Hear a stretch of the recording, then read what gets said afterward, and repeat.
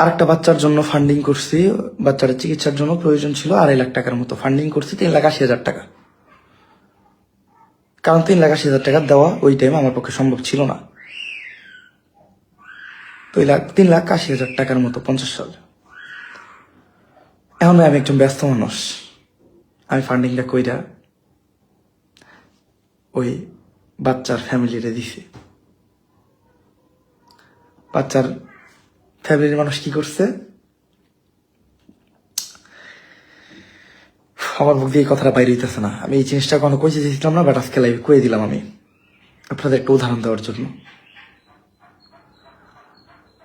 বাচ্চার ফ্যামিলি ওই টাকা দিয়া তারা 1,70,000 টাকার মতো চিকিৎসা করাইছে। বাকি যে টাকা তারা তাদের নিজেদের খরচের জন্য ওই টাইমে উল্লাস করছে, প্লাস একটা গাড়ি কিনছে, ইট ভাঙার গাড়ি।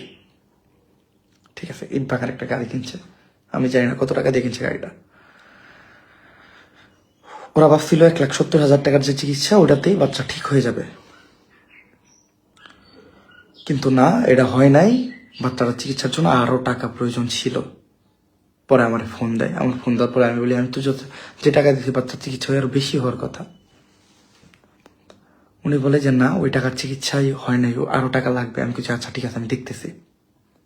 তারপরে বাচ্চার বাবা আমার ফোন দেয়, মানে বাবা আমার ফোন দেয়। আমি বাচ্চার টাকাটা মূলত আমার বাচ্চারা যে আসছিল আমার জন্য, মানে তার নানা, আমি টাকাটা দিই বাচ্চার নানারে। বাচ্চার বাবা আমার ফোন দেয় যে ওর নানা নাকি ওর বাচ্চার বাবার টাকা দেয় নাই, ওর নানা গাড়ি কিনছে নিজের ফ্যামিলির জন্য, টাকাটা ব্যয় করছে।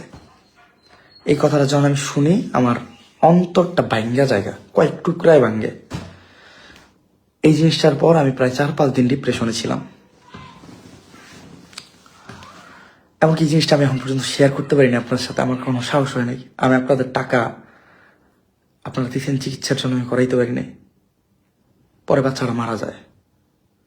বাচ্চাটা যেদিনকে মারা যায় সকালবেলা আমার কাছে মেসেজ আসে,